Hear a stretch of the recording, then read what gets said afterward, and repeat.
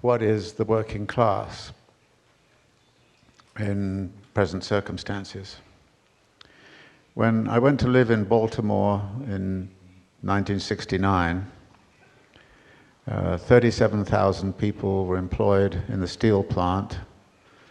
Many people were employed in the port. It was a working class city. By the time you get to 1990, there were 5,000 people employed in the steel plant, and it was producing almost the same amount of steel. The steel plant is now closed. That kind of working class disappeared from the city. And then people said, okay, we're now a service city. We're not a working class city anymore. But that's an idea I want to dispute. I shift to New York. I stand at the corner of 86th Street and 2nd Avenue. And what do I see? I see lots of delivery drivers passing by, constant flow. Marx argues that transportation is productive of value. They are producing value, and they're having surplus value extracted from them. I look across the street, and there's a place serving hamburgers. Now, we like to think of the working class as people who actually produce cars or steel. But why should we say they are working class and that the person who produces a hamburger is not? In fact, all those hamburger workers are productive of value and having surplus value extracted from them. The whole restaurant industry of New York is productive of value and is having surplus value extracted from it. The interesting thing about the restaurant industry is that by and large the owners don't make much money because they're paying so much in rent that it's the rentier who gets the value. The landlord gets the value, not the direct producer. In fact, a lot of the restaurant owners I know exploit themselves to the hilt to pay the rent. This is what I mean about this form of extraction. What else do I see at 86th and 2nd Avenue? I see the workers from the electricity company digging up the thing to put in the cables. They're producing value, surplus value. On the other side of the street, the telephone company is digging up the street to lay cables and that. They're producing value and surplus value. I see people putting up scaffolding to repair a building on one side of the street. They're producing value and surplus value. And there are people taking down scaffolding on the other side of the street. They're producing value and surplus value. And you can just go on like this, and actually what you see around you is an immense amount of production of value and surplus value in urban life by a working class, and that is the contemporary working class in a typical North American city. It's extremely difficult to organize. It doesn't fit with the idea of the steel worker or the auto worker. It's highly feminized.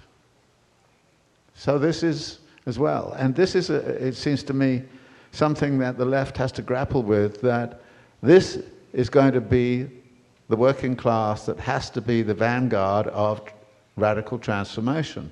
And the question arises, how can it be organized? It's extremely difficult, if not impossible, to organize that working class at the point of production. Go to every restaurant, go to every delivery worker. Extremely difficult. But there is another way to do it. And Gramsci actually suggested this way back in 1919 when he kind of said, you know, we are the left, we organize and think around the factory councils as the center of our politics. But the factory councils don't work so well unless they are supplemented by something else, which is the organization of urban neighborhoods. He said, because in the urban neighborhood, you have all of these elements together living. And in fact, you get not only perhaps a steel worker and an auto worker, you also get the street cleaner, you get the Hamburg maker, the restaurant, you get the telephone people. And in fact, Gramsci made an interesting comment. He said, a territorial organization like that has a better understanding of the condition of the whole working class than you get out of the organization of the factory council, which gives you a picture of the working class in that industry and in that labor process. Trade unions have been very good at organizing at the place of production. They've not been very good at understanding the interests of the whole working class. In fact, in many instances, trade unions have been a barrier to class politics in the sense of what is needed for the whole of the working class. So Gramsci suggested there should therefore be this secondary form of organization, which would be in the neighborhood. I think that now has to be the primary form of organization.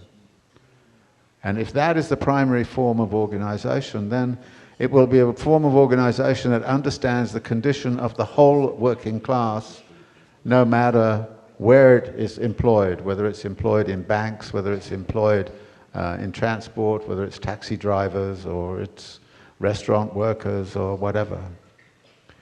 And from that perspective, therefore, to me, the whole territorial strategy of class struggle comes into play. How do you organize the territories of a city? And it was mentioned earlier, you know, one of the things that the anarchists have a better tradition of than the Marxists is organizing whole neighborhoods. The anarchists have a much better positionality sometimes about being embedded in daily life of communities and thinking about ways to try to find an unalienated existence in a sea of alienation. And this actually then brings me to a very interesting kind of point, that actually a lot of the mobilization going on in cities does indeed rest upon sort of anarchist, autonomist principles, which is very hard, I think, for Marxists to recognize and to understand. I actually find myself very much in agreement with a past anarchist, Murray Bookchin, who kind of said, I think that the future of the left depends crucially on putting together the best of anarchism and the best of Marxism. And unless those two anti-capitalist perspectives can be put together in a political process, the left is doomed to failure. And this is one of the things he wrote in one of his last essays. He severed himself from the anarchist tradition because he couldn't stand the dogmatic anarchists. I've had a hard time in the Marxist tradition with the dogmatic Marxists. The dogmatic Marxists and the dogmatic anarchists should go to hell.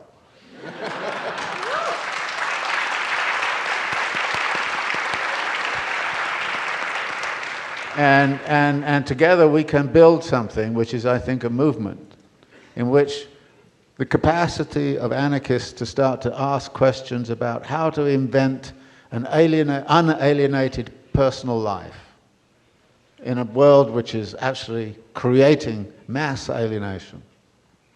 And interestingly here, the group that has been most effective and was very, very effective in Gezi Park and has recently been very effective in the Spanish elections are the cultural producers.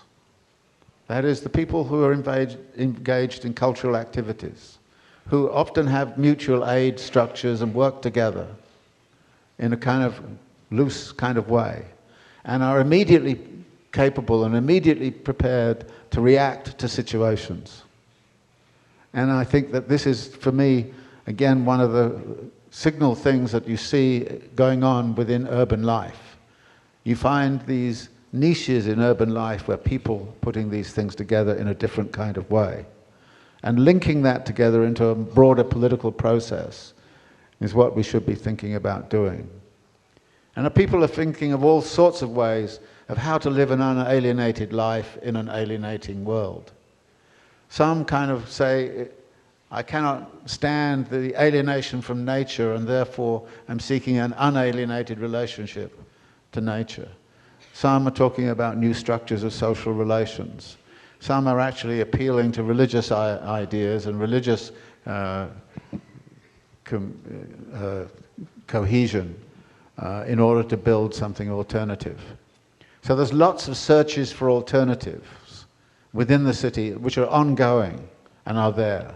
You see them in the recuperated factories, in the solidarity economies, you see them all over the place. And so in that sense, there is a seedbed for political activism and political action. And I think we have to sit back and look at it and say, what is this seedbed about? How can we actually think about this as a mass movement? Because that is the seedbed from which things like a Gezi protest can spring. And it's the seedbed from which can lead people out onto the streets where they can actually experience different social relations, new ways of living, new ways of being, and actually new ways of constructing alliances between radically different political forces. This is the challenge I think the left has to confront right now. And we see it being confronted, interestingly, in the Spanish elections, in some US cities, and also in many other parts of the world.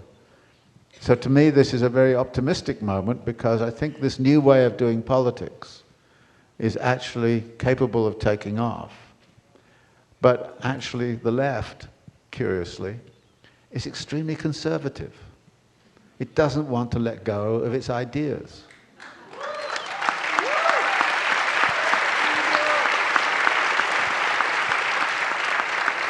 So my message to you is let go and have fun.